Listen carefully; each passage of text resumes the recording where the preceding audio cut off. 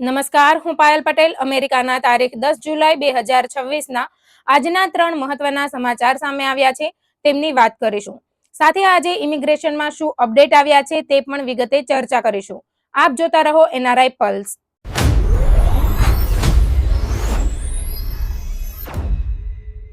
નમસ્કાર મિત્રો, જો તમે અમેરિકામાં રહો છો અથવા નજીકના સમયમાં ભારતથી અમેરિકા કે અમેરિકાથી ભારતની મુસાફરી કરવાના છો, તો આજનો આ અહેવાલ તમારા માટે ખૂબ જ ઉપયોગી સાબિત થઈ શકે છે. એરપોર્ટ પર એવી ઘણી બાબતો છે જેના વિશે મોટાભાગના મુસાફરોને ખબર જ હોતી નથી. પરિણામે લોકો બિનજરૂરી ખર્ચ કરે છે, સમય ગુમાવે છે અને ક્યારેક પોતાના હકનો લાભ પણ લઈ શકતા નથી. આજે અમે તમને એવા 14 મહત્વપૂર્ણ એરપોર્ટ સિક્રેટ્સ અને ટ્રાવેલ ટ્રિક્સ વિશે જણાવીશું જે તમારી આગામી ફ્લાઇટને વધુ સરળ, આરામદાયક અને ખર્ચ બચાવનારી બનાવી શકે છે. સૌપ્રથમ વાત કરીએ એરપોર્ટ લાઉન્જની. ઘણા લોકો હજુ પણ એવું માને છે કે લાઉન્જનો ઉપયોગ માત્ર ફર્સ્ટ ક્લાસ અથવા બિઝનેસ ક્લાસના મુસાફરો જ કરી શકે છે, પરંતુ હકીકત એવી નથી. અમેરિકાના ઘણા ક્રેડિટ કાર્ડ્સમાં દર વર્ષે મફત લાઉન્જ વિઝિટ અથવા કોમ્પ્લિમેન્ટરી લાઉન્જ એક્સેસ આપવામાં આવે છે, પરંતુ ઘણા લોકો આ સુવિધાનો ઉપયોગ જ કરતા નથી. જો તમારી ફ્લાઇટ લાંબા સમય માટે ડિલે થઈ હોય તો લાઉન્જ પાસ ખરીદવો પણ ઘણીવાર ફાયદાકારક સાબિત થાય છે, કારણ કે બહાર અલગથી ભોજન અને પીણા ખરીદવા કરતાં લાઉન્જમાં વધુ સારી સુવિધા મળી શકે છે. કેટલીક વાર ફ્લાઇટ ઓવરબુક થઈ હોય અથવા અન્ય કોઈ સમસ્યા ઊભી થઈ હોય તો એરલાઇન્સ પણ મુસાફરોને લાઉન્જ એક્સેસ આપે છે, તેથી ગેટ એજન્ટને નમ્રતાથી પૂછવામાં કોઈ નુકસાન નથી. હવે વાત કરીએ મફત પાણી મેળવવાની સ્માર્ટ ટ્રીકની. એરપોર્ટ પર પાણીની બોટલના ભાવ ઘણી વખત સામાન્ય બજાર કરતાં અનેક ગણા વધારે હોય છે, પરંતુ અમેરિકાની સુરક્ષા એજન્સી TSA ખાલી પાણીની બોટલ લઈને સિક્યોરિટી ચેક પાર કરવાની મંજૂરી આપે છે. પ્રતિબંધ માત્ર પ્રવાહી પર છે, એટલે તમે ખાલી બોટલ સાથે લઈ જાઓ અને સિક્યોરિટી પછી વોટર રિફિલ સ્ટેશન અથવા વોટર ફાઉન્ટેન પરથી મફતમાં પાણી ભરી લો. આ રીતે પૈસાની બચત તો થાય જ છે, સાથે લાંબી મુસાફરી દરમિયાન ડિહાઇડ્રેશનથી પણ બચી શકાય છે. ઘણા મુસાફરોની સૌથી વધુ ચિંતા ત્યારે થાય છે જ્યારે બેગેજ કેરોજલ પર તેમનો સામાન દેખાતો નથી. પરંતુ યાદ રાખો કે દરેક વખતે તેનો અર્થ બેગ ખોવાઈ ગઈ એવો નથી હોતો. ઘણીવાર બેગ સુરક્ષા તપાસ માટે અલગ રાખવામાં આવી હોય છે અથવા ઓવરસાઇઝ બેગેજ વિભાગમાં મોકલવામાં આવી હોય છે.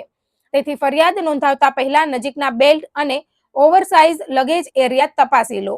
ચેક ઇન વખતે મળેલા બેગેજ ટેગનો ફોટો મોબાઈલમાં રાખવો અને શક્ય હોય તો બેગમાં ટ્રેકિંગ ડિવાઇસ રાખવું પણ ખૂબ ઉપયોગી બની શકે છે. હવે વાત કરીએ સીટ બદલવાની.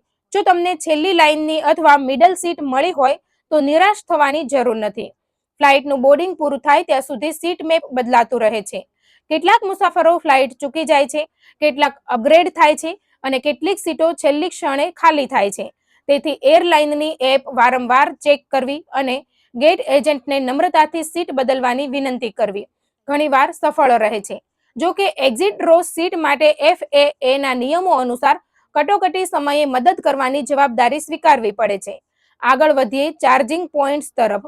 મોટાભાગના લોકો ગેટ પાસેના ચાર્જિંગ સ્ટેશન પર જ ભીડ લગાવે છે, જ્યારે એરપોર્ટમાં ઘણી જગ્યાએ સીટોની નીચે, થાંભલાની આસપાસ અથવા લેપટોપ વર્કસ્ટેશન પાસે છુપાવેલા ઇલેક્ટ્રિકલ આઉટલેટ્સ હોય છે. થોડું ધ્યાનથી શોધશો તો સરળતાથી ખાલી પ્લગ મળી શકે છે. તેમ છતાં સૌથી શ્રેષ્ઠ ઉપાય એ છે કે હંમેશા સંપૂર્ણ ચાર્જ થયેલી પાવર બેંક સાથે રાખવી. હવે ખાવા પીવાની વાત કરીએ તો વ્યસ્ત ગેટની નજીક આવેલી રેસ્ટોરન્ટમાં ભાવ સામાન્ય રીતે વધુ હોય છે. જો તમે થોડું ચાલીને બીજા કોન્કોર્સમાં જશો તો ઘણી વખત સસ્તા વિકલ્પો મળી શકે છે. TSA મોટાભાગના સોલિડ ફૂડ જેવી કે સેન્ડવિચ, પ્રોટીન બાર, સૂકા મેવા અને ફળ સિક્યોરિટીમાંથી લઈ જવાની મંજૂરી આપે છે, એટલે ઘરેથી નાસ્તો લઈને જશો તો પૈસાની બચત ઉપરાંત ફ્લાઇટ મોડી પડે ત્યારે લાંબી લાઇનમાં ઊભા રહેવાની જરૂર પણ નહીં પડે. હવે વાત કરીએ ઓવરસોલ્ડ ફ્લાઇટ્સની. ઘણી એરલાઇન્સ અંદાજ કરતાં વધુ ટિકિટ વેચે છે. જો બધા મુસાફરો હાજર થઈ જાય તો તેઓ સ્વેચ્છાએ પછીની ફ્લાઇટમાં જવા તૈયાર મુસાફરો શોધે છે. બદલામાં સારા ટ્રાવેલ વાઉચર અથવા રોકડ વળતર પણ આપવામાં આવે છે. જો તમારો પ્રવાસ લવચીક હોય તો આ તમારા માટે લાભદાયક બની શકે છે, પરંતુ જો સમય મહત્વનો હોય તો શક્ય તેટલું વહેલું ઓનલાઈન ચેક ઇન કરવું અને ગેટ પર સમયસર પહોંચવું વધુ યોગ્ય રહેશે. એરપોર્ટમાં કોઈ પણ મુશ્કેલી આવે ત્યારે એક મહત્વની સલાહ યાદ રાખો. ગેટ એજન્ટ, સુરક્ષા કર્મચારી અથવા અન્ય યુનિફોર્મમાં રહેલા સ્ટાફને મદદ માટે પૂછો. તેઓ દરરોજ એ જ એરપોર્ટમાં કામ કરતા હોવાથી કયો રસ્તો ટૂંકો છે, કયો ગેટ બદલાયો છે અથવા કયો વોશરૂમ બંધ છે તેની સાચી માહિતી તેમની પાસે હોય છે. ઘણીવાર એક નાનો સવાલ તમને ઘણો સમય બચાવી શકે છે. જો ક્યારેય ફ્લાઇટ ચૂકી જાઓ તો ગભરાશો નહીં. તરત નવી ટિકિટ ખરીદવા દોડશો નહીં. સીધા એરલાઇનના સર્વિસ ડેસ્ક પર જાઓ અથવા કસ્ટમર સર્વિસને ફોન કરો. કેટલીક એરલાઇન્સ ચોક્કસ સંજોગોમાં ઓછા ચાર્જમાં અથવા મફતમાં આગામી ફ્લાઇટમાં જગ્યા આપી દે છે. ખાસ કરીને જો કનેક્ટિંગ ફ્લાઇટ એરલાઇનની ભૂલને કારણે ચૂકી હોય તો તમને વધુ સારા વિકલ્પ મળી શકે છે. જો લાંબી કનેક્ટિંગ ફ્લાઇટ વચ્ચે કલાકોનો સમય હોય અને હોટેલનો ખર્ચ કરવો ન હોય તો ઘણા મુસાફરો એરપોર્ટની અંદર જ આરામ કરે છે. જો કે દરેક એરપોર્ટના નિયમો અલગ હોય છે. કેટલાક અમેરિકન એરપોર્ટ રાત્રે સિક્યોરિટી વિસ્તાર બંધ કરી દે છે, જ્યારે કેટલાક એરપોર્ટ મુસાફરોને અંદર રહેવાની મંજૂરી આપે છે. નેક પિલો અને આઈ માસ્ક સાથે રાખશો તો આરામ કરવો વધુ સરળ બની જશે. હવે ડ્યુટી ફ્રી વિશે એક મોટી ગેરસમજ દૂર કરીએ. ઘણા લોકો માને છે કે ડ્યુટી ફ્રી એટલે દરેક વસ્તુ સસ્તી જ હશે, પરંતુ હકીકતમાં એવું નથી. આલ્કોહોલ અને તમાકુ જેવી કેટલીક વસ્તુઓ પર ફાયદો મળી શકે છે, પરંતુ ઇલેક્ટ્રોનિક્સ, પરફ્યુમ, સ્કિન કેર અને અન્ય ઘણી વસ્તુઓ ઓનલાઈન અથવા શહેરની દુકાનો કરતાં એરપોર્ટમાં વધુ મોંઘી પણ હોઈ શકે છે. એટલે ખરીદી કરતા પહેલા મોબાઈલથી થોડા સેકન્ડમાં ઓનલાઈન ભાવ ચેક કરી લેવો વધુ સમજદારીભર્યો નિર્ણય રહેશે. ફ્લાઇટ લાંબી મોડી પડે ત્યારે પોતાના અધિકારો જાણવા પણ ખૂબ જરૂરી છે. જો વિલંબનું કારણ મિકેનિકલ ખામી હોય તો ઘણી એરલાઇન્સ ભોજન, હોટેલ અથવા રીબુકિંગ જેવી સુવિધા આપે છે. પરંતુ જો વિલંબ હવામાનને કારણે થયો હોય તો અમેરિકામાં એરલાઇન્સ પર આવી સુવિધા આપવાની કાનૂની ફરજ હોતી નથી. જ્યારે યુરોપિયન નિયમો મુસાફરોને વધુ મજબૂત સુરક્ષા અને કેટલાક કિસ્સામાં નાણાકીય વળતર પણ આપે છે. કેરી ઓન બેગ અંગે પણ એક સ્માર્ટ ટ્રીક છે. જો બેગ સાઇઝ મર્યાદા કરતાં થોડી મોટી લાગતી હોય તો ચાર્જર, હેડફોન, ટેબ્લેટ અથવા અન્ય નાની વસ્તુઓને જેકેટના મોટા ખિસ્સામાં રાખી શકાય છે, જેથી બેગ સરળતાથી માપવાના બોક્સમાં ફિટ થઈ જાય. પરંતુ ગેટ એજન્ટ સાથે ક્યારેય દલીલ કરવી નહીં, કારણ કે અંતિમ નિર્ણય તેમનો જ હોય છે. અને છેલ્લે સૌથી મહત્વપૂર્ણ બાબત, ટિકિટના ભાવ અને 24 કલાકના નિયમ વિશે. એરલાઇન્સ તમારી બ્રાઉઝિંગ હિસ્ટ્રી જોઈને ખાસ તમારા માટે ભાવ વધારતી હોય છે. એવી વાતનો કોઈ મજબૂત પુરાવો નથી. આજના સમયમાં ભાવ ડિમાન્ડ, સિઝન અને ઉપલબ્ધ સીટોના આધારે બદલાય છે. પૈસા બચાવવાનો સૌથી સારો રસ્તો મુસાફરીની તારીખમાં લવચીકતા રાખવી અને પ્રાઇસ એલર્ટ સેટ કરવો છે. ઉપરાંત અમેરિકાનો મહત્વપૂર્ણ ફેડરલ નિયમ કહે છે કે જો તમે ફ્લાઇટ ઉપડવાના ઓછામાં ઓછા 7 દિવસ પહેલા સીધા યુએસ એરલાઇન પાસેથી ટિકિટ બુક કરો છો તો તમને 24 કલાકની અંદર કોઈ પણ કારણસર ટિકિટ રદ કરીને સંપૂર્ણ રિફંડ મેળવવાનો અધિકાર મળે છે. એટલે બુકિંગ કરતી વખતે આ નિયમ જરૂર યાદ રાખવો. તો મિત્રો, આ હતી એવી 14 મહત્વપૂર્ણ એરપોર્ટ ટ્રાવેલ ટ્રિક્સ જે તમારી આગામી અમેરિકા કે ભારતની મુસાફરીને વધુ સરળ, આરામદાયક અને ખર્ચ બચાવનારી બનાવી શકે છે. જો તમે આ માહિતી પહેલેથી જાણતા હશો તો સારું, અને જો આજે પહેલી વાર જાણી હોય તો તમારી આગામી ફ્લાઇટ પહેલા આ તમામ મુદ્દા ચોક્કસ યાદ રાખજો, કારણ કે ઘણીવાર નાની માહિતી જ મોટી બચત અને મોટી મુશ્કેલીથી બચાવી શકે છે.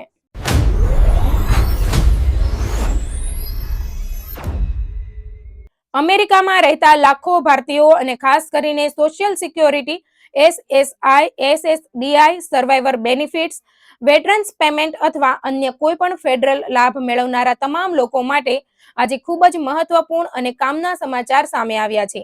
જો તમે દર મહિને સરકાર તરફથી મળતી રકમ direct express debit card, direct deposit અથવા હજુ પણ પેપર ચેક દ્વારા મેળવો છો તો આજની આ માહિતી તમારા માટે અત્યંત જરૂરી છે. અમેરિકી સરકાર અને સોશિયલ સિક્યોરિટી એડમિનિસ્ટ્રેશન દ્વારા પેમેન્ટ સિસ્ટમને વધુ સુરક્ષિત, ઝડપી અને ફ્રોડ મુક્ત બનાવવા માટે એક પછી એક મોટા ફેરફારો અમલમાં મૂકવામાં આવી રહ્યા છે.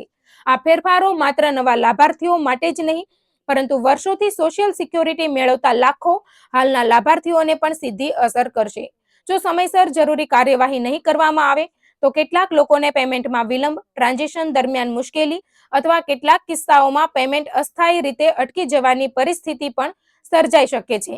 તેથી આજનો આ સંપૂર્ણ અહેવાલ અંત સુધી જરૂર જુઓ, કારણ કે અમે તમને 5 એવા મહત્વપૂર્ણ ફેરફારો વિશે જણાવીશું જે આ વર્ષે દરેક લાભાર્થીએ જાણવા જરૂરી છે. સૌથી પહેલા વાત કરીએ ડાયરેક્ટ એક્સપ્રેસ ડેબિટ કાર્ડ પ્રોગ્રામમાં થયેલા સૌથી મોટા ફેરફારની. વર્ષોથી લાખો અમેરિકનો સરકાર તરફથી મળતા લાભો ડાયરેક્ટ એક્સપ્રેસ કાર્ડ દ્વારા મેળવે છે, અને અત્યાર સુધી આ સમગ્ર પ્રોગ્રામનું સંચાલન કોમેરિકા બેંક દ્વારા કરવામાં આવતું હતું. પરંતુ હવે સરકાર દ્વારા આ પ્રોગ્રામ પાછળની બેંક બદલી દેવાનો મોટો નિર્ણય લેવામાં આવ્યો છે. હવે કોમેરિકા બેંકની જગ્યાએ ફિફ્થ થર્ડ બેંક આ સમગ્ર ડાયરેક્ટ એક્સપ્રેસ પ્રોગ્રામનું સંચાલન કરશે. અંદાજે 36 લાખથી વધુ લોકો આ બદલાવથી સીધી રીતે પ્રભાવિત થશે. જો તમે જુલાઈ 2026 અથવા ત્યારબાદ પ્રથમ વખત ડાયરેક્ટ એક્સપ્રેસ પ્રોગ્રામમાં જોડાશો તો તમને શરૂઆતથી જ ફિફ્થ થર્ડ બેંકનું નવું ડેબિટ કાર્ડ આપવામાં આવશે, જ્યારે હાલના તમામ કાર્ડ ધારકો માટે સરકાર અલગ ટ્રાન્ઝિશન પ્રક્રિયા અમલમાં મૂકી રહી છે. હાલના કાર્ડ ધારકોને આ મહિના દરમિયાન એક સત્તાવાર પત્ર પોસ્ટ દ્વારા મોકલવામાં આવશે. આ પત્ર ખૂબ જ મહત્વનો રહેશે, કારણ કે તેમાં તમને નવું કાર્ડ ક્યારે મળશે, તેને કેવી રીતે એક્ટિવેટ કરવું, જૂના કાર્ડમાં રહેલી રકમ નવા કાર્ડમાં કેવી રીતે ટ્રાન્સફર થશે અને કઈ તારીખ પછી જૂનું કાર્ડ ઉપયોગમાં નહીં રહે તેની સંપૂર્ણ માહિતી આપવામાં આવશે. ઘણા લોકો સરકારી મેઇલને સામાન્ય સમજીને ખોલતા નથી અથવા મોડું ખોલે છે, પરંતુ આ વખતે એવી ભૂલ કરવી ભારે પડી શકે છે. જો તમે સરકાર દ્વારા આપવામાં આવેલી સૂચનાઓનું પાલન નહીં કરો તો ટ્રાન્ઝેક્શન દરમિયાન તમારા ફંડનો ઉપયોગ કરવામાં અસ્થાયી મુશ્કેલી આવી શકે છે. એટલે તમારા મેઇલ બોક્સ પર ખાસ નજર રાખવી જરૂરી છે. અહીં એક બીજી મહત્વપૂર્ણ ચેતવણી પણ આપવામાં આવી છે. બેંક બદલાવના નામે સ્કેમર્સ પણ સક્રિય થઈ શકે છે.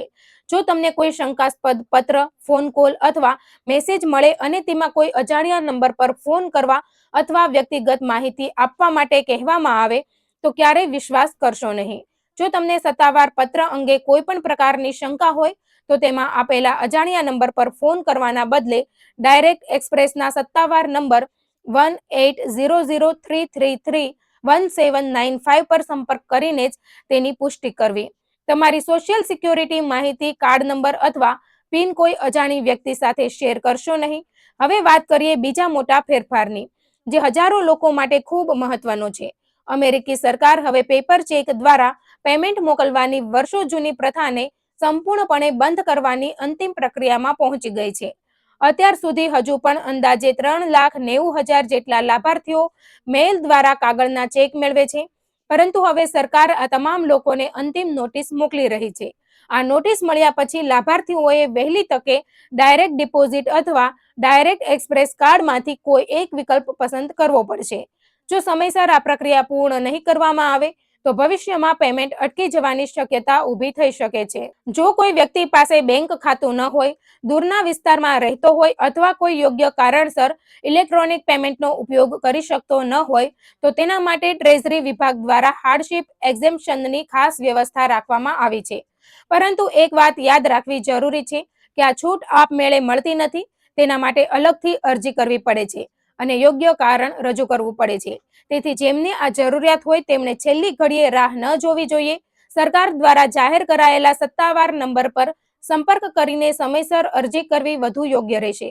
જો તમે હજુ સુધી ડાયરેક્ટ ડિપોઝિટ શરૂ કર્યું નથી તો સોશિયલ સિક્યોરિટી એડમિનિસ્ટ્રેશન પણ મદદ માટે તૈયાર છે. બેંક ખાતું ખોલવું, ડાયરેક્ટ ડિપોઝિટ સેટ કરવું અથવા ઓનલાઈન વિગતો અપડેટ કરવી હોય તો તમે માય સોશિયલ સિક્યોરિટી એકાઉન્ટનો ઉપયોગ કરી શકો છો. ધ્યાન રાખવું કે માહિતી બદલ્યા પછી નવી વિગતો સંપૂર્ણપણે અમલમાં આવવામાં 1 થી 2 પેમેન્ટ સાયકલનો સમય લાગી શકે છે. એટલે છેલ્લી તારીખ સુધી રાહ જોવાના બદલે શક્ય તેટલું વહેલું આ પ્રક્રિયા પૂર્ણ કરવી વધુ સલામત રહેશે. હવે વાત કરીએ ત્રીજા અને સૌથી કડક નવા નિયમની. છેલ્લા કેટલાક વર્ષોમાં બેન્કિંગ ફ્રોડના કેસોમાં ભારે વધારો થયો છે. દર વર્ષે હજારો લોકોના બેંક ખાતાની વિગતો ફોન દ્વારા છેતરપિંડી કરીને બદલવામાં આવતી હોવાના કિસ્સાઓ સામે આવ્યા છે. અંદાજે 70,000 જેટલી ફોન વિનંતીઓ શંકાસ્પદ હોવાનું નોંધાયું છે અને લગભગ 40% ફ્રોડ એવા કિસ્સાઓમાં થયા છે જેમાં કોઈ અન્ય વ્યક્તિ બનીને ફોન દ્વારા બેંક ખાતું બદલાવવાનો પ્રયાસ કરવામાં આવ્યો હતો. આ કારણસર સોશિયલ સિક્યોરિટી એડમિનિસ્ટ્રેશનને હવે સુરક્ષા વધુ મજબૂત બનાવી છે. હવે માત્ર સામાન્ય ફોન કોલ કરીને બેંક ખાતાની માહિતી બદલાવી શકાશે નહીં. જો તમે ફોન દ્વારા ફેરફાર કરવા માંગતા હોય તો સોશિયલ સિક્યોરિટીના પ્રતિનિધિ તમને વાતચીત દરમિયાન જ વન ટાઈમ પિન જનરેટ કરવાની પ્રક્રિયા કરાવશે. તમે સત્તાવાર વેબસાઇટ પર જઈને આ પિન બનાવશો અને તેની ચકાસણી થયા પછી જ તમારા બેંક ખાતાની વિગતો અપડેટ કરવામાં આવશે. આ વધારાનું પગલું ફ્રોડ અટકાવવા માટે લેવામાં આવ્યું છે અને દરેક લાભાર્થીએ તેને સમજવું જરૂરી છે. સરકારનું કહેવું છે કે સૌથી સુરક્ષિત અને ઝડપી રીત હજુ પણ my social security online account છે. જો તમે ઇન્ટરનેટનો ઉપયોગ કરી શકો છો તો શક્ય હોય ત્યાં સુધી ઓનલાઈન જ બેંક ખાતાની વિગતો બદલવી વધુ યોગ્ય રહેશે. જો ઓનલાઈન પ્રક્રિયા શક્ય ન હોય અને ફોન દ્વારા પણ કામ ન થઈ શકે તો પછી સરકારી ફોટો આઈડી સાથે નજીકની સોશિયલ સિક્યોરિટી ઓફિસમાં રૂબરૂ જઈને માહિતી અપડેટ કરાવી શકાય છે. અહીં એક વધુ ખૂબ જ ઉપયોગી સલાહ આપવામાં આવી છે. ઘણા લોકો નવી બેંકમાં ખાતું ખુલતાની સાથે જ જૂનું ખાતું બંધ કરી દે છે, પરંતુ હવે આવું કરવું જોખમી સાબિત થઈ શકે છે. જ્યાં સુધી નવી બેંકમાં પ્રથમ સોશિયલ સિક્યોરિટી પેમેન્ટ સફળતાપૂર્વક જમા ન થાય ત્યાં સુધી જૂનું બેંક ખાતું બંધ ન કરવું જોઈએ, કારણ કે આખી પ્રક્રિયામાં 2 થી 4 અઠવાડિયાનો સમય લાગી શકે છે. જો વચ્ચે જૂનું ખાતું બંધ થઈ જાય તો પેમેન્ટમાં વિલંબ થઈ શકે છે અથવા વધારાની પ્રક્રિયા કરવી પડી શકે છે. હવે વાત કરીએ સ્કેમર્સથી બચવાની. છેલ્લા કેટલાક મહિનાઓમાં સોશિયલ સિક્યોરિટી લાભાર્થીઓને નિશાન બનાવતા ફ્રોડમાં વધારો નોંધાયો છે. ઘણા લોકોને ફોન કરીને કહેવામાં આવે છે કે તમારું પેમેન્ટ બંધ થઈ જશે, તમારું ખાતું સસ્પેન્ડ થઈ ગયું છે અથવા તમારે તરત જ બેંકની માહિતી આપવી પડશે. સરકાર ફરી એકવાર સ્પષ્ટ કહી રહી છે કે સોશિયલ સિક્યોરિટી વિભાગ ક્યારેય પોતે ફોન કરીને તમારી બેંક વિગતો, પિન, ડેબિટ કાર્ડ નંબર અથવા સોશિયલ સિક્યોરિટી નંબર માંગતું નથી. જો કોઈ આવી માંગ કરે અથવા પેમેન્ટ બંધ કરવાની ધમકી આપે તો તેને તરત જ સ્કેમ સમજીને ફોન કાપી દેવું અને કોઈ પણ વ્યક્તિગત માહિતી શેર ન કરવી. અને હવે છેલ્લો પરંતુ ખૂબ જ મહત્વનો મુદ્દો, સોશિયલ સિક્યોરિટી રેકોર્ડમાં નોંધાયેલું તમારું નામ અને તમારા બેંક ખાતામાં રહેલું નામ એક સરખું હોવું હવે પહેલા કરતાં વધુ જરૂરી બની ગયું છે. ઘણી વખત લોકો લગ્ન પછી નામ બદલતા નથી, કોઈ શોર્ટ નામનો ઉપયોગ કરે છે અથવા સ્પેલિંગમાં નાનો તફાવત રહી જાય છે. ઉદાહરણ તરીકે વિલિયમની જગ્યાએ બિલ અથવા મધ્ય નામમાં ફેરફાર જેવી નાની બાબતો પણ હવે ઓટોમેટેડ વેરિફિકેશન સિસ્ટમમાં પ્રશ્ન ઊભો કરી શકે છે. પરિણામે તમારું પેમેન્ટ રિવ્યુમાં જઈ શકે છે અને વિલંબ થઈ શકે છે. તેથી સરકાર તમામ લાભાર્થીઓને સલાહ આપી રહી છે કે આજે જ પોતાના માય સોશિયલ સિક્યોરિટી એકાઉન્ટમાં લોગિન કરીને ત્યાં નોંધાયેલું નામ ચકાસો અને પછી તમારા બેંક સ્ટેટમેન્ટમાં રહેલા નામ સાથે તેની સરખામણી કરો. જો બંને જગ્યાએ એક પણ અક્ષરનો તફાવત જોવા મળે તો તેને શક્ય તેટલું વહેલું સુધારી લો. આ નાનું પગલું ભવિષ્યમાં મોટી મુશ્કેલીથી બચાવી શકે છે. તો મિત્રો, આ અઠવાડિયે તમારે 5 મહત્વપૂર્ણ કામ જરૂર કરવાના છે. પ્રથમ, તમારા મેઇલ બોક્સ પર નજર રાખો અને ડાયરેક્ટ એક્સપ્રેસ બેંક ટ્રાન્ઝેક્શન અંગે આવતો સત્તાવાર પત્ર ધ્યાનથી વાંચો. બીજું, જો તમે હજુ પણ પેપર ચેક મેળવો છો તો તરત જ ડાયરેક્ટ ડિપોઝિટ અથવા ડાયરેક્ટ એક્સપ્રેસ કાર્ડનો વિકલ્પ પસંદ કરો અથવા જરૂરી હોય તો હાર્ડશિપ એક્ઝેમ્પશન માટે અરજી કરો. ત્રીજું, બેંક ખાતાની માહિતી બદલતી વખતે નવી સુરક્ષા પ્રક્રિયા માટે તૈયાર રહો અને શક્ય હોય ત્યાં સુધી ઓનલાઈન પોર્ટલનો ઉપયોગ કરો. ચોથું, નવી બેંક સંપૂર્ણપણે સક્રિય ન થાય ત્યાં સુધી જૂનું ખાતું બંધ ન કરો. અને પાંચમું, તમારા બેંક રેકોર્ડ અને સોશિયલ સિક્યોરિટી રેકોર્ડમાં નામની સ્પેલિંગ એક સરખી છે તેની આજે જ ખાતરી કરો. આ સરળ પરંતુ અત્યંત મહત્વપૂર્ણ પગલાં તમને ભવિષ્યમાં પેમેન્ટમાં વિલંબ, ફ્રોડ અને અન્ય મુશ્કેલીઓથી બચાવી શકે છે. જો તમારા પરિવારના કોઈ સભ્ય, મિત્રો અથવા વડીલો સોશિયલ સિક્યોરિટી લાભ મેળવે છે તો આ માહિતી તેમની સાથે પણ જરૂર શેર કરો, જેથી તેઓ પણ સમયસર જરૂરી કાર્યવાહી કરી શકે અને પોતાના સરકારી લાભો કોઈ પણ વિક્ષેપ વિના મેળવતા રહે.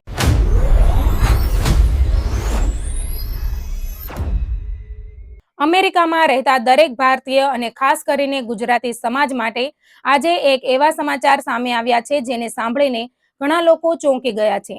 માત્ર થોડા જ દિવસોના અંતરમાં અમેરિકામાં ફરી 2 ગુજરાતી વ્યક્તિઓની ધરપકડ થતા હવે એક મોટો પ્રશ્ન ઊભો થયો છે. શું અમેરિકામાં પોલીસે હવે આવા અંડરકવર ઓપરેશન્સ વધુ આક્રમક બનાવી દીધા છે? શું સોશિયલ મીડિયા પર થતી એક નાની ભૂલ પણ તમને સીધા જેલ સુધી પહોંચાડી શકે છે? અને સૌથી મહત્વની વાત, શું આવા કેસો માત્ર ફોજદારી ગુના સુધી સીમિત રહે છે કે પછી તેનાથી વિઝા, ગ્રીન કાર્ડ, નાગરિકત્વ અને ઇમિગ્રેશન સ્ટેટસ પર પણ ગંભીર અસર પડી શકે છે? આજે અમે તમને સમગ્ર ઘટના વિશે વિગતે સમજાવીશું. સાથે જ જણાવીશું કે અમેરિકામાં રહેતા દરેક ભારતીય માટે આ કેસ કેમ એક મોટી ચેતવણી સમાન બની રહ્યો છે. મળતી માહિતી અનુસાર અમેરિકાના જોર્જિયા સ્ટેટની ગુનેટ કાઉન્ટી શેરિફ ઓફિસ દ્વારા 2 ગુજરાતી વ્યક્તિઓની ધરપકડ કરવામાં આવી છે. ધરપકડ કરાયેલા આરોપીઓના નામ રાકેશ પટેલ અને ચેતન વેતરિયા હોવાનું જણાવવામાં આવ્યું છે. પોલીસના જણાવ્યા અનુસાર બંને વ્યક્તિઓએ પૈસા આપીને શારીરિક સંબંધ બાંધવાના ઈરાદે એક વ્યક્તિનો સંપર્ક કર્યો હતો. આ આરોપના આધારે તેમની સામે પેન્ડરિંગનો ગુનો નોંધવામાં આવ્યો છે. જોર્જિયામાં હવે આ ગુનાને સામાન્ય ગુનો નહીં પરંતુ ગંભીર ફેલોની તરીકે જોવામાં આવે છે. પરંતુ અહીં સૌથી મોટો પ્રશ્ન એ છે કે પોલીસ સુધી આ લોકો પહોંચ્યા કેવી રીતે? શું કોઈએ તેમની ફરિયાદ કરી હતી? શું કોઈ વ્યક્તિએ પોલીસને માહિતી આપી હતી? હકીકત એ છે કે આ સમગ્ર ઘટના એક ખાસ અંડરકવર ઓપરેશનનો ભાગ હતી. એટલે કે પોલીસ પહેલેથી જ આવા લોકોને પકડવાની તૈયારીમાં હતી. ગુનેટ કાઉન્ટી પોલીસે જુલાઈ મહિનામાં વિશેષ પેનરિંગ ઓપરેશન શરૂ કર્યું હતું. પોલીસ અધિકારીઓએ સોશિયલ મીડિયા અને અન્ય ઓનલાઈન પ્લેટફોર્મ પર એવી જાહેરાતો મૂકી હતી જેમાં કથિત રીતે સ્પેશિયલ સર્વિસ ઉપલબ્ધ હોવાનો દાવો કરવામાં આવ્યો હતો. ત્યારબાદ જે લોકો સંપર્ક કરતા હતા તેમને એક નક્કી કરાયેલા સ્થળે બોલાવવામાં આવ્યા અને જેમ જ તેઓ ત્યાં પહોંચ્યા તેમ તેમની ધરપકડ કરવામાં આવી હતી. આ સમગ્ર ઓપરેશનમાં કુલ 10 લોકો ઝડપાયા હતા, જેમાં બંને ગુજરાતી વ્યક્તિઓ પણ સામેલ હતા. આ ઘટના એક મહત્વનો સંદેશ આપે છે. અમેરિકામાં ઘણી વખત કાયદા અમલવારી એજન્સીઓ ખુલ્લેઆમ રાહ જોતી નથી કે કોઈ ગુનો થયા પછી કાર્યવાહી કરે. ઘણી વખત તેઓ પોતે જ અંડરકવર બનીને લોકો સુધી પહોંચે છે. Social media, websites, messaging apps અને અન્ય ડિજિટલ માધ્યમો દ્વારા લોકોનો સંપર્ક કરવામાં આવે છે અને જો કોઈ વ્યક્તિ ગેરકાયદેસર પ્રવૃત્તિમાં રસ દાખવે તો તેના વિરુદ્ધ કાયદેસરની કાર્યવાહી કરવામાં આવે છે. એટલે કે જે વસ્તુ કોઈને સામાન્ય ઓનલાઈન જાહેરાત લાગે છે તે હકીકતમાં પોલીસનું સ્ટિંગ ઓપરેશન પણ હોઈ શકે છે. હાલમાં બંને આરોપીઓની ઉંમર, તેમની નોકરી, તેઓ અમેરિકામાં કેટલા વર્ષથી રહેતા હતા અથવા તેમનો ઇમિગ્રેશન સ્ટેટસ શું હતો તે અંગે કોઈ સત્તાવાર માહિતી જાહેર કરવામાં આવી નથી. આ મુદ્દે સોશિયલ મીડિયા પર અનેક પ્રકારની અટકળો ચાલી રહી છે, પરંતુ અત્યાર સુધી કોઈ સત્તાવાર પુષ્ટિ થઈ નથી. નોંધનીય વાત એ છે કે સ્થાનિક જેલના ઉપલબ્ધ રેકોર્ડમાં હાલમાં તેમનું નામ જોવા મળતું નથી. તેના આધારે એવી શક્યતા વ્યક્ત કરવામાં આવી રહી છે કે તેમને બોન્ડ પર મુક્ત કરવામાં આવ્યા હોઈ શકે. બીજી તરફ હાલ તેઓ આઈસ એટલે કે ઇમિગ્રેશન એન્ડ કસ્ટમ એન્ફોર્સમેન્ટની કસ્ટડીમાં પણ નથી. જોકે આ હકીકતના આધારે તેમના ઇમિગ્રેશન સ્ટેટસ અંગે કોઈ અંતિમ નિષ્કર્ષ કાઢી શકાય નહીં. તપાસ આગળ વધે તેમ વધુ વિગતો સામે આવી શકે છે. આ સમગ્ર ઘટનાની વચ્ચે એક બીજી ચોંકાવનારી માહિતી પણ સામે આવી છે. આ જ ગુનેટ કાઉન્ટીમાં થોડા સમય પહેલા એક અન્ય 26 વર્ષીય ગુજરાતી યુવાનની પણ આ જ પ્રકારના કેસમાં ધરપકડ કરવામાં આવી હતી. તે હજુ સુધી જેલમાં હોવાનું જણાવવામાં આવે છે અને તેના પર 0 બોન્ડ મૂકવામાં આવ્યો છે. એટલે કે તેને જામીન મળ્યા નથી. કાનૂની નિષ્ણાંતોનું કહેવું છે કે દરેક કેસના પુરાવા, આરોપોની ગંભીરતા અને અન્ય પરિસ્થિતિઓ અલગ હોય છે. તેથી બે કેસોની સીધી સરખામણી કરવી યોગ્ય નથી. તેમ છતાં આવા કેસો દર્શાવે છે કે જોર્જિયામાં હવે આવા ગુનાઓ સામે કાર્યવાહી વધુ કડક બની રહી છે. હવે વાત કરીએ તે નવા કાયદાની જેના કારણે આ પ્રકારના કેસોની ગંભીરતા વધી ગઈ છે. જોર્જિયા સ્ટેટમાં 1 જુલાઈ 2026 થી પેન્ડરિંગ સંબંધિત નવો કાયદો અમલમાં આવ્યો છે. અગાઉ ઘણા કેસોમાં આ પ્રકારનો ગુનો મિસડિમિનર તરીકે નોંધાતો હતો અને સજા પણ ઓછી હતી. પરંતુ હવે આ ગુનાને ફેલોની તરીકે વર્ગીકૃત કરવામાં આવ્યો છે. જો કોર્ટમાં આરોપ સાબિત થાય તો 1 વર્ષથી લઈને 10 વર્ષ સુધીની જેલની સજા થઈ શકે છે. વધુ ગંભીર પરિસ્થિતિમાં જેમ કે જો સંપર્ક કરાયેલી વ્યક્તિ સગીર હોવાનું સાબિત થાય અથવા એવી રીતે રજૂ કરવામાં આવી હોય તો સજાની મર્યાદા 10 વર્ષથી લઈને 30 વર્ષ સુધી પહોંચી શકે છે. જો કે હાલના કેસમાં પોલીસ દ્વારા આવી કોઈ માહિતી જાહેર કરવામાં આવી નથી. તેથી આ કેસમાં તે લાગુ પડે છે કે નહીં તે અંગે કોઈ નિષ્કર્ષ કાઢવો યોગ્ય નથી. આ ઘટના વચ્ચે બોસ્ટનમાંથી પણ એક સમાન કેસ ચર્ચામાં આવ્યો હતો. ગયા મહિનાના અંતિમ સપ્તાહમાં બોસ્ટનમાં રહેલા ગુજરાતી ગણેશ પટેલની પણ આ પ્રકારના આરોપમાં ધરપકડ કરવામાં આવી હતી. તે કેસમાં FBI દ્વારા કાર્યવાહી કરવામાં આવી હતી. બાદમાં તેઓ $1000 બોન્ડ પર મુક્ત થયા હતા અને હવે તેમની સામે કોર્ટમાં સુનાવણી થવાની છે. મહત્વની વાત એ છે કે તેમણે પોતાના પર લાગેલા આરોપોને સ્વીકાર્યા નથી. અમેરિકાની ફોજદારી ન્યાય વ્યવસ્થામાં ઘણી વખત આરોપી અને પ્રોસિક્યુશન વચ્ચે પ્લી અગ્રીમેન્ટ થાય છે. કેટલીક પરિસ્થિતિઓમાં આરોપી ગુનો સ્વીકારે તો સજા હળવી થઈ શકે છે અથવા જેલના બદલે પ્રોબેશન મળી શકે છે. પરંતુ તે દરેક કેસમાં લાગુ પડતું નથી. આખરી નિર્ણય કોર્ટ અને કેસના પુરાવા પર આધારિત રહે છે. અહીં એક મહત્વનો મુદ્દો ઇમિગ્રેશનનો પણ છે.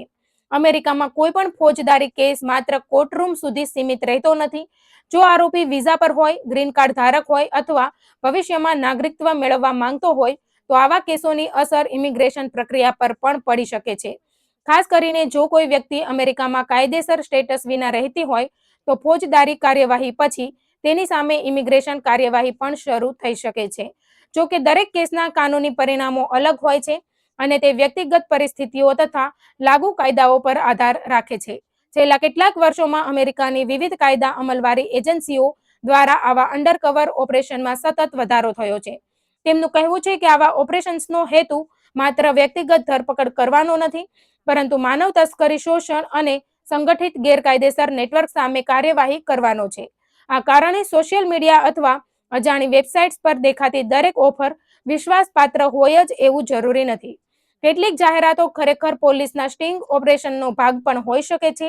આ સમગ્ર ઘટનામાંથી સૌથી મોટો પાઠ એ મળે છે કે અમેરિકામાં કાયદાનું પાલન કરવું માત્ર ફરજ નથી, પરંતુ ભવિષ્યની સુરક્ષા માટે પણ જરૂરી છે. એક ક્ષણની બેદરકારી અથવા ગેરકાયદેસર નિર્ણયના કારણે માત્ર ધરપકડ જ નહીં, પરંતુ નોકરી, પરિવાર, પ્રતિષ્ઠા અને ઇમિગ્રેશન સંબંધિત ભવિષ્ય પર પણ ગંભીર અસર પડી શકે છે. ખાસ કરીને સોશિયલ મીડિયા યુગમાં દરેક વ્યક્તિએ વધુ સાવચેત રહેવાની જરૂર છે. અંતમાં એક ખૂબ જ મહત્વની વાત, આ કેસમાં ધરપકડ થઈ છે, આરોપ નોંધાયા છે, પરંતુ અમેરિકાની ન્યાય પ્રણાલી અનુસાર માત્ર આરોપ મુકાવાથી કોઈ વ્યક્તિ દોષિત બની જતી નથી. દરેક આરોપીને કોર્ટમાં પોતાનો બચાવ કરવાનો અધિકાર છે અને અંતિમ નિર્ણય કોર્ટના ચુકાદા બાદ જ આવે છે. તેથી કોઈ પણ વ્યક્તિ વિશે અંતિમ અભિપ્રાય આપતા પહેલા કોર્ટની કાર્યવાહી પૂર્ણ થવાની રાહ જોવી જરૂરી છે. હાલ સમગ્ર અમેરિકામાં, ખાસ કરીને ગુજરાતી સમાજમાં આ ઘટનાની ચર્ચા થઈ રહી છે. હવે સૌની નજર કોર્ટની આગામી કાર્યવાહી પર રહેશે. તપાસમાં હજુ શું નવા ખુલાસા થાય છે, શું વધુ ધરપકડો થાય છે અને આ બંને આરોપીઓના કેસમાં કોર્ટ શું નિર્ણય આપે છે, તે આવનારા દિવસોમાં સ્પષ્ટ થશે.